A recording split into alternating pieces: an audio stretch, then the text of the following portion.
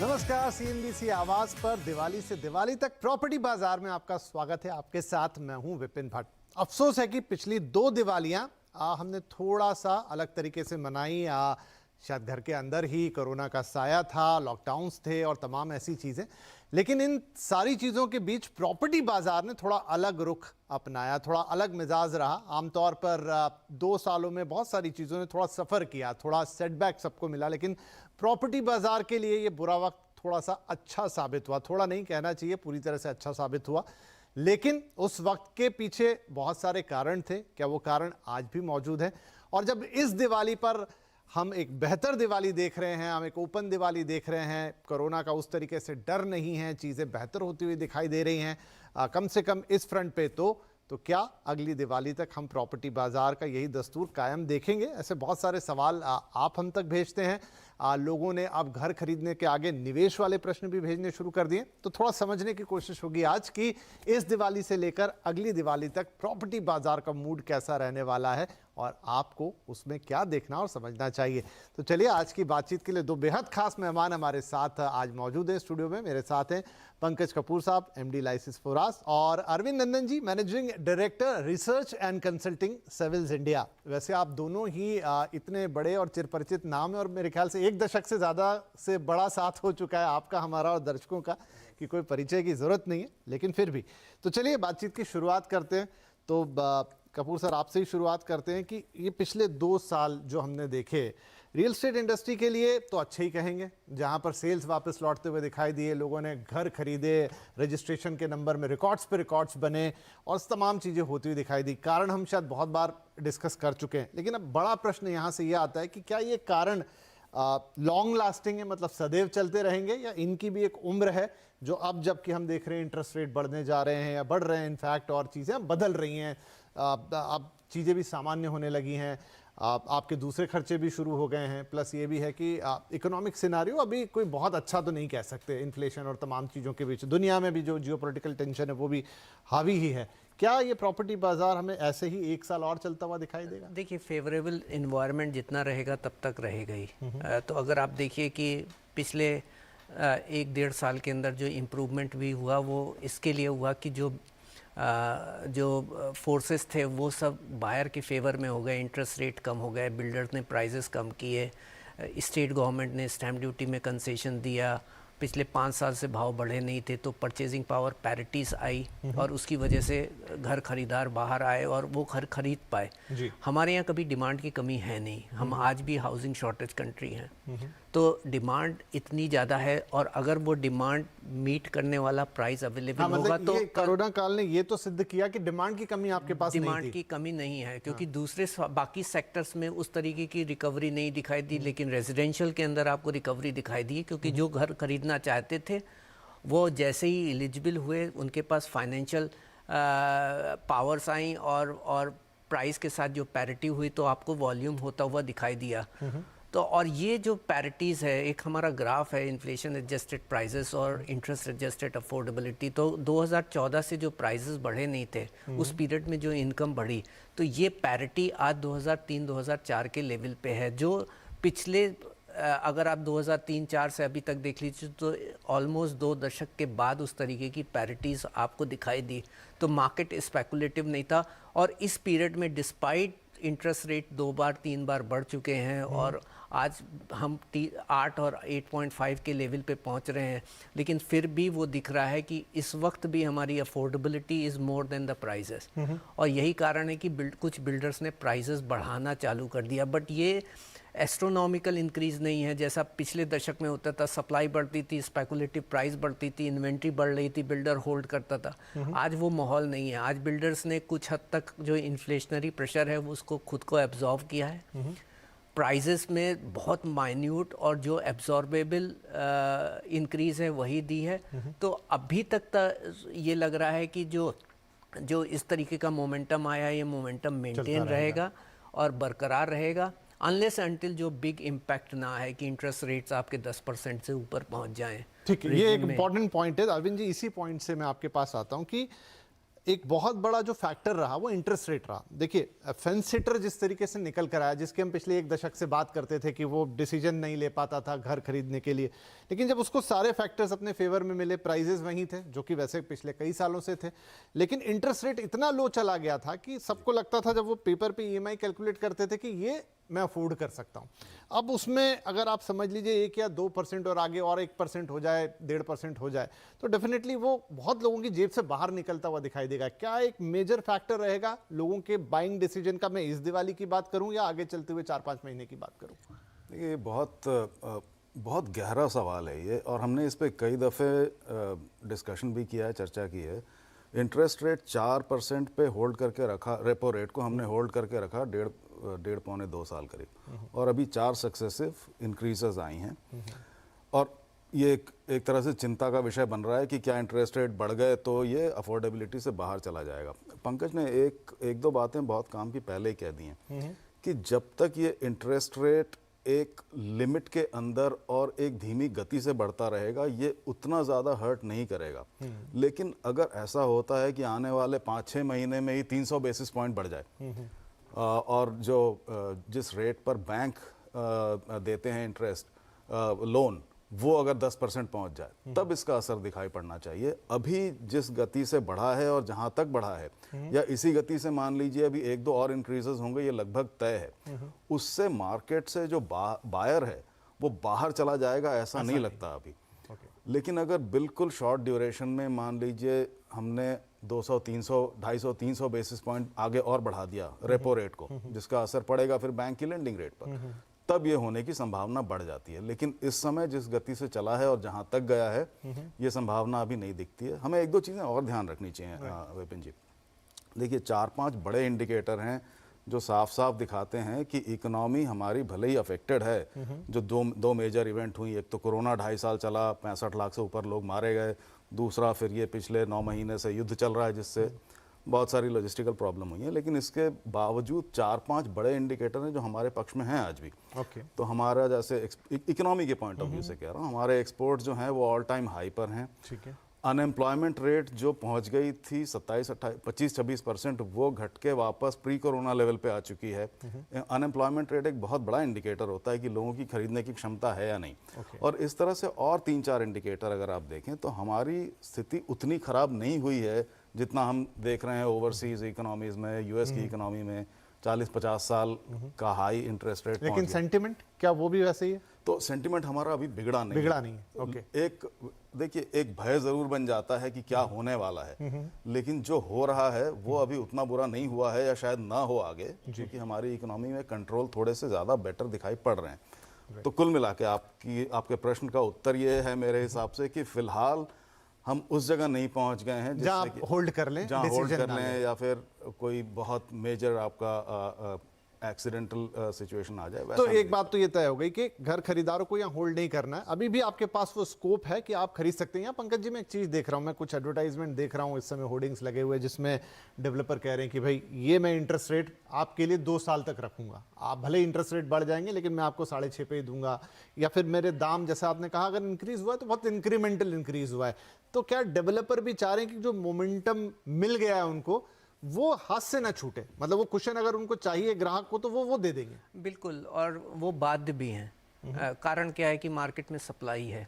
दूसरी बात है कि अब वो पीरियड चला गया जहाँ पे बिल्डर्स जो है इन्वेंट्री होल्ड करेगा, कंस्ट्रक्शन डिले करेगा और अपनी सेल्स उसके हिसाब से सिमुलेट करेगा कि वो सोचेगा कि मैं इसी भाव में बेचूंगा। तो यहाँ पे लॉज हैं जिसके थ्रू वो बाध्य है उसको कंप्लीट करना एक समय पे, नहीं तो जो है वो प्रोजेक्ट अटक जाएगा।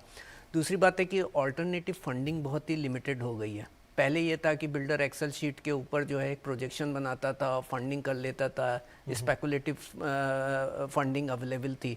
अब वो सारे जो एवेन्यूज़ थे वो सब काफ़ी ड्राइड अप हो गए। बैंक की भी लेंडिंग जो है उसकी सेल्स वेलोसिटी से इंटीग्रेटेड है कि बैंक बोलता है कि भाई मैं तुमको पैसा तो देने को तैयार हूँ लेकिन तुमको इतना इतना माल बेचना पड़ेगा, तुमको कैश फ्लो मैनेजमेंट करना पड़ेगा। तो जो पुराने जो लेसन्स थे उसने एक मार्केट को बड़े ही प्रूडेंट स्पेस के ऊपर ला करके खड़ा कर दिया है। और यही कारण है कि बिल्डर को एक सेल्स वेलोसिटी मेंटेन करनी पड़ेगी। पिछले 2 क्वार्टर्स के अंदर हमने देखे अनप्रेसिडेंटेड लॉन्चेस थे। एक जून क्वार्टर में 1,10,000 यूनिट टॉप 8 सिटीज़ में लॉन्च हुई, वो हिस्टोरिकली अभी तक कभी नहीं हुई थी। इस क्वार्टर में भी हम 90,000 यूनिट की लॉन्चेस पे आ गए। तो जो ड्यूरिंग कोरोना काल में जो इन्वेंट्री में थोड़ा रिडक्शन हुआ था वो वापस से ऊपर बढ़ना चालू हो गया, और ये दिखा रहा है कि बिल्डर को जो आज के दिन अगर वेलोसिटी मेंटेन करनी है तो प्राइजेस अफोर्डेबल बना करके रखने पड़ेंगे, वो खुद पास ऑन नहीं कर सकता। तो एक यही कारण है कि आज जो है कई सारे आपको बिल्डर ऐसे दिखाई देंगे जो बोलते हैं कि जो इन्फ्लेशनरी प्रेशर है वो पास ऑन नहीं कर रहे हैं, वो इंसेंटिव्स दे रहे हैं, स्कीम्स दे रहे हैं और अपनी सेल्स मेंटेन करना चाहते हैं। राइट तो चलिए बिल्डरों की तरफ से ज्यादा भाव बढ़ते हुए नजर नहीं आएंगे, पहला क्वेश्चन। और दूसरा ये कि जो इंटरेस्ट रेट वाला फैक्टर है, बहुत सारे डेवलपर ये स्कीम लेके ऑलरेडी मार्केट में है कि वो आपका 1-1.5 साल 2 साल तक जो इंक्रीज इन इंटरेस्ट रेट है वो भी एब्जॉर्व करने के लिए तैयार है। मतलब वो घर बेचना चाह रहे हैं और चाह रहे हैं कि आपको वही कंफर्ट मिले जो पिछले 1-1.5-2 साल के अंदर मिल रहा था। अब 2 अहम सवाल होंगे, एक छोटा सा ब्रेक लेते कि आज बुकिंग तो आप करा लेंगे लेकिन डिलीवरी, जिसका एक बहुत बड़ा इशू हमेशा से रहा है, अब हम जिस एज में है, जिन नियमों के साथ है रेरा वाले समय में, उसके गुंजाइश कम होती है कि कोई धोखाधड़ी हो, लेकिन फिर भी। और दूसरा ये कि बहुत सारे लोग आप में से अब ये पूछने लग गए हैं कि क्या निवेश करने के लिए वक्त आ गया। दोनों अहम सवाल शुरू से देखते हैं।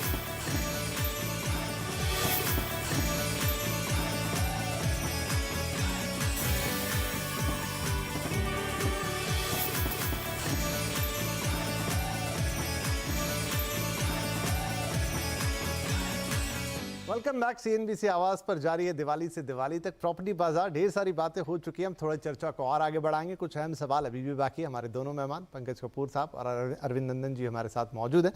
तो अरविंद जी, एक अहम सवाल वो ये कि बहुत सारे नए लॉन्चेस की बात अभी की, और देखिए जिस तरह के सेल्स गए, सारी जो एग्जिस्टिंग इन्वेंट्री थी वो तो एग्जॉस्ट होती हुई नजर आई। बहुत सारे लोगों ने नए बुकिंग्स कराए हैं और बड़े आकर्षक रेट भी रहे, लेकिन फिर वही सवाल कि डिलीवरी के लेवल पे, क्योंकि 3 से 4 साल मिनिमम टाइम सबको लगता है, कहीं फिर से वो इश्यूज तो नहीं होंगे? मतलब एक संशय है मन में। देखिए, ये संशय हमेशा बना रहता है और इसको कई तरह से एक्सप्लेन किया जा सकता है। तो मैं एक अप्रोच लेता हूँ और हो सकता है पंकज उसमें और जोड़ना चाहें। तो देखिए, सबसे पहले तो ये है कि हमने अभी तक जो डिस्कशन किया है उस हिसाब से अभी तुरंत ऐसा नहीं लगता कि सडनली डिलीवरी बंद हो जाएंगी या ऐसा कोई भारी प्रेशर आ जाएगा या ऐसी कोई अनदेखी घटना फिलहाल तो नहीं समझ में आता कि होने जा रही है। लेकिन देखिए, 1-2 चीज़ें ध्यान रखने वाली हैं, और ये मैं एक तरह से जिसे कहते हैं डेविल्स एडवोकेट होना, कि क्या शायद हो जाए। देखिए, जो एसेंशियल इनपुट कॉस्ट्स हैं वो पिछले 1.5 से 2 साल में कई गुना बढ़ी हैं। अगर कई गुना नहीं बढ़ी हैं तो कम से कम 25 to 45% बढ़ी हैं। खासकर अगर आप सीमेंट देखें, 20 से 25% बढ़ा है, एल्यूमिनियम बढ़ा है 30 से 35%, कॉपर बढ़ा है 40 से 45%, हॉट रोल्ड कॉयल, रीबार, जो एसेंशियल स्टील आइटम्स हैं, ये बढ़े हैं कई गुना।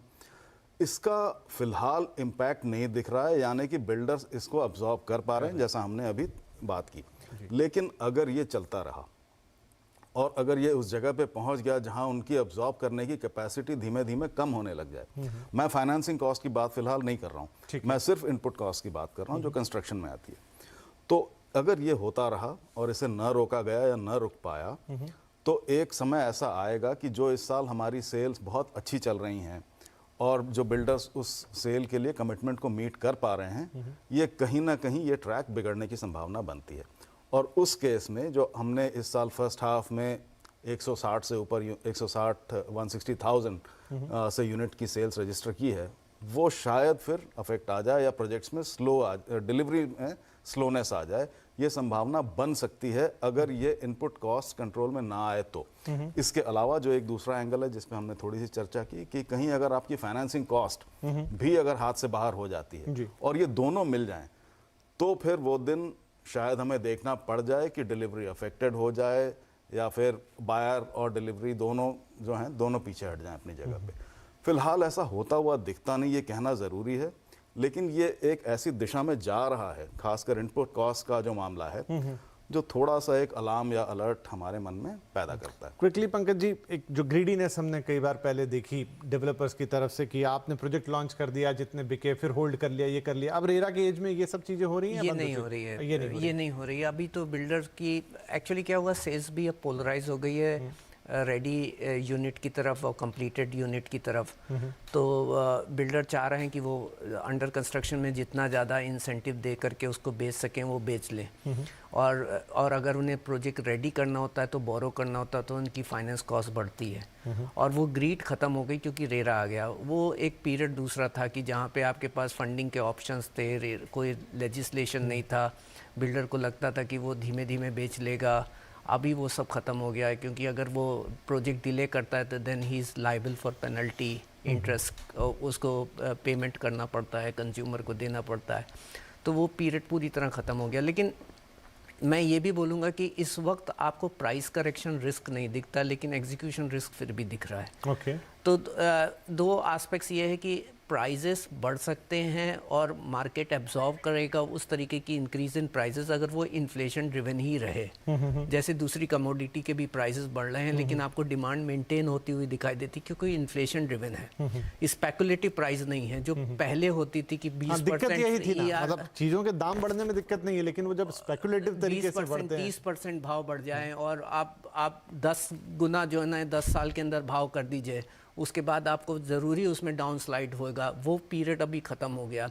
बट इस वक्त भी जो सप्लाई है, हम लोग का डेटा अगर बताता है कि 20,000 प्रोजेक्ट्स जो हमारे चल रहे हैं टॉप 60 सिटीज़ के अंदर, इसमें 28% प्रोजेक्ट्स इस वक्त ऐसे हैं जहाँ पे पिछले 12 महीने में कोई भी कंस्ट्रक्शन प्रोग्रेस नहीं देखी गई है। तो ये ज़रूरी है फॉर कंज्यूमर कि वो देख लें, नियरिंग कंप्लीशन प्रोजेक्ट्स में इन्वेस्ट करें, रेडी यूनिट में इन्वेस्ट करें, एक अच्छे बिल्डर्स उसके ट्रैक रिकॉर्ड को देख करके इन्वेस्ट करें, और खाली इंसेंटिव्स और लुभावने ऑफर को ही ना देखें, लोकेशन देखें, वायबिलिटी देखें, थोड़ी रिसर्च करें और फिर निवेश करें। ये एक ज़रूरी है। ऐसा नहीं है कि एग्जीक्यूशन रिस्क नहीं है, ठीक है, जैसा अरविंद ने भी बताया और जो डेटा भी बता रहा है। नहीं ठीक है। तो ये तो बिल्कुल है कि आप एक अच्छे डेवलपर के पास जाएं, सारा ट्रैक रिकॉर्ड भी देखें। रेरा है आपकी मदद के लिए, लेकिन वहां तक की नौबत आए वो अगर आप थोड़ा कॉशियस रहेंगे शुरू से तो उसकी ज़रूरत ही नहीं पड़ेगी। अब एक महत्वपूर्ण सवाल आप दोनों से उस पर राय चाहूँगा।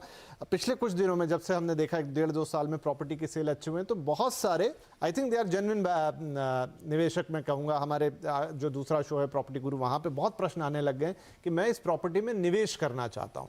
तो अरविंद जी, क्या वो वक्त आ गया जब मैं कहूँगा डिसेंट रिटर्न की आप उम्मीद करें? जैसा हम कह रहे हैं कि ये बायर्स मार्केट ही है, लेकिन क्या आप निवेशक भी, जो जेन्युइन निवेशक है, स्पेकुलेटर नहीं है, वो निवेश भी कर सकता है प्रॉपर्टी में? आप जी कर सकते हैं। देखिए, हमने एक ऐसा समय देखा था आज से 12-15 साल पहले जब आप निवेश करते थे और 3-4 साल में डबल हो जाता था। और उसने एक तरह से बुरी लत लगा दी कई इन्वेस्टर्स को कि ये तो 4-5 साल में डबल होना चाहिए वरना मैं इन्वेस्ट नहीं करूंगा। अगर आप एसेट क्लास को ठीक तरह से समझें, उसकी इन्वेस्टमेंट साइकिल को समझें, तो ये ऐसा 4-5 साल में 15-16% पर ईयर की रेट पर डबल होने वाली एसेट क्लास नहीं है। तो अगर आप इस बात को समझते हैं, आप तमाम एसेट क्लास को देखिए, आप गोल्ड देखिए, आप डेरिवेटिव्स देखिए, आप रियल एस्टेट देखिए, और उसके बाद रियल एस्टेट में अलग अलग हैं, ऑफिस अलग है, रेजिडेंशियल अलग है, तो आप पाएंगे कि इस समय जो आपको रिटर्न्स मिल रहे हैं वो एक अच्छे स्टेबल रिटर्न्स हैं, उस पर कोई ऐसा नेगेटिव प्रेशर फिलहाल बिल्ड होता हुआ नहीं दिखाई पड़ रहा है। तो आप बिल्कुल इन्वेस्ट कर सकते हैं अगर आप जेन्युइन इन्वेस्टर हैं। मैं आपका टर्म यूज़ कर रहा हूँ। लेकिन अगर आप वो इन्वेस्टर हैं जो चाहते हैं कि 4-5 साल में डबल हो जाए और मैं मिट्टी से सोना बना लूँ और उसके बाद निकल जाऊँ, तो वो शायद नहीं होगा।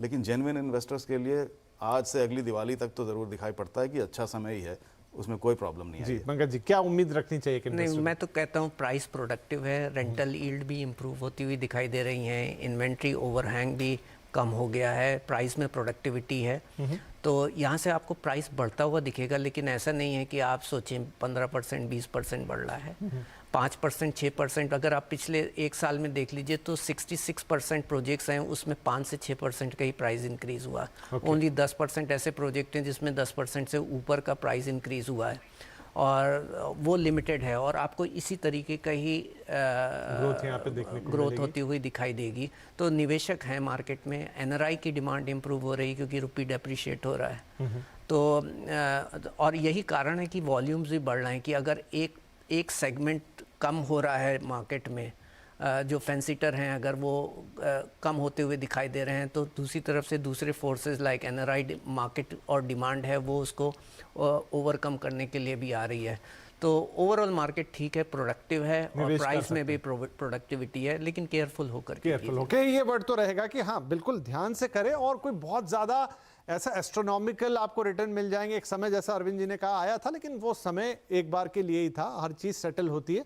उस तरह से रियल एस्टेट का भी मार्केट सेटल हो रहा है। लेकिन हाँ, घर खरीदारों के लिए अभी भी ये बढ़िया वक्त है। एक तो ये बात निकल कर आई, इस दिवाली आप शुभ निवेश अपनी प्रॉपर्टी में कर सकते हैं। अगर अभी तक आपने खुद को रोक के रखा है तो अभी भी वो मौके हैं। ठीक है, आपकी इंटरेस्ट कॉस्ट थोड़ी ऊपर चली गई है, लेकिन ऐसे ऑफर्स हैं जो उसको एब्जॉर्ब करने के लिए तैयार हैं, आपको वो रिलीफ कुशन देने के लिए तैयार है। हाँ, लेकिन ध्यान से, अच्छे डेवलपर के साथ। और दूसरा, निवेश का जो प्रश्न है, हाँ आप बिल्कुल निवेश कर सकते हैं रियल एस्टेट में, एक स्टेबल और सुरक्षित निवेश होता है। लेकिन हाँ, रिटर्न के लिए थोड़ा डिसेंट वक्त उसे दीजिए और डिसेंट थोड़ा सा संतोष के साथ काम कीजिए, तो रियल एस्टेट आपके लिए हमेशा शुभ दीपावली लेकर आएगा। तो बहुत शुक्रिया अरविंद जी और पंकज जी, आपने वक्त निकाला। और अच्छा लग रहा है कि ऑलमोस्ट 2 साल के बाद हम लोग स्टूडियो में बैठ के ये एपिसोड कर रहे हैं, नहीं तो अभी सब रिमोट ही हो रहा था। लेकिन अब अच्छा वक्त है कि हम साथ में आए, और यही शुभ वक्त हम उम्मीद करते हैं कि रियल एस्टेट बाजार में भी हमारे दर्शक भी यही उम्मीद कर रहे हैं। तो आप दोनों को भी दीपावली की बहुत बहुत शुभकामनाएं, और आपकी तरफ से भी मैं दर्शकों को ढेर सारी शुभकामनाएं देता हूं। आपकी दीपावली शुभ हो, शुभ निवेश रहे। नमस्कार।